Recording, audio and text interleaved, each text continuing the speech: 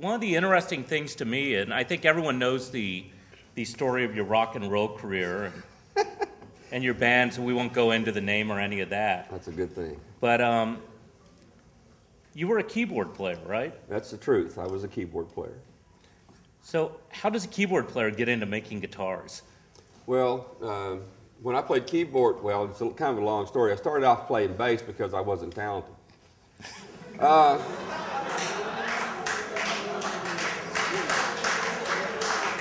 You started it.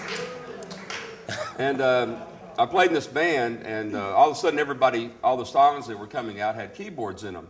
These kind of Farfisa sounding terrible.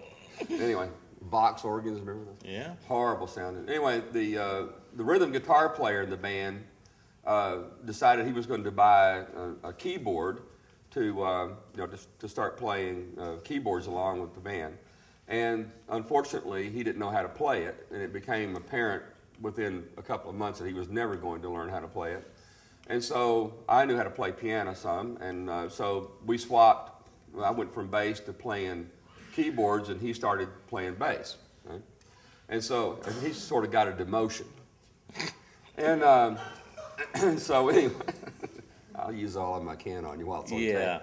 Anyway, so now I was playing keyboard, and some songs just didn't sound right with a keyboard. They needed a guitar. And so I kind of started playing boom, ching, ching guitar along with the keyboards. And so anyway, I developed a fascination with guitars. My dad was a very talented carpenter, and so we built houses and things. So I was very sort of pragmatically oriented as a child and learned how to use wood and all.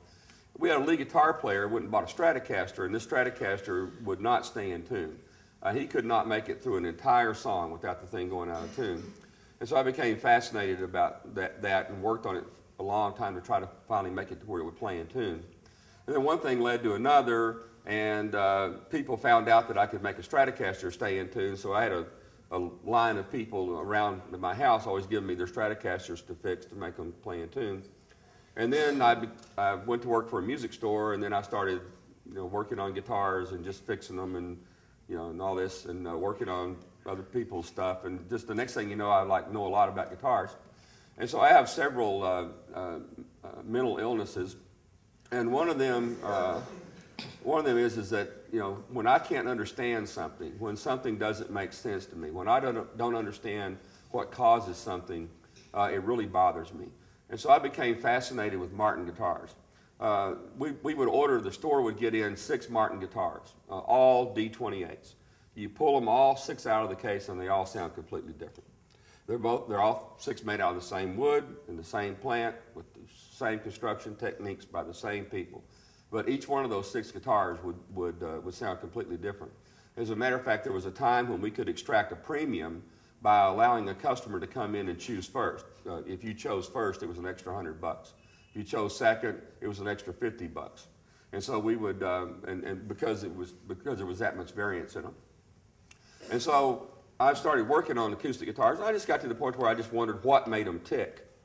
And then I had one of those fateful things happen to me. I was in Allentown, Pennsylvania, doing a consulting project, and anyway, Martin was right up the road, and so I drove to the Martin plant in Nazareth. And anyway, long story short, I walked out with a box full of wood. One of the guys that I knew there, I told him I said, I've always known I could build a guitar, but just never did it. And he said, well, here, try it. So he gave me a box full of wood. And the next thing you know, I got taken over our 3-car garage at the house. And then I built the first couple of them. And then the third one I built for a friend of mine. And word started getting out. He plays all over the place. He's a singer-songwriter guy. Word starts getting out, and the next thing you know, I'm building them all the time. And let's just say the family wasn't happy about it. And so because I'd taken over we had a 3-car garage, I'd taken over all that and got to where I was doing a lot of that on the weekends. And every time I had a spare moment, I'd get up at 3 o'clock in the morning and go out and do inlay and build guitars. And so I've been messing with it for the last, 15 years or so, just trying to understand what makes a guitar tick. And so I've been, my vision is I want to retire. That's the first part of the pipe dream. The second part of the pipe dream is that when I'm 65, I'd like to spend the rest of my life just building masterpieces.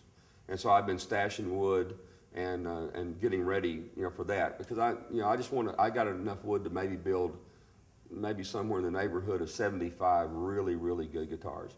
And so everything in the meantime is just practice. I'm just practicing, trying to understand what makes things tick, experimenting.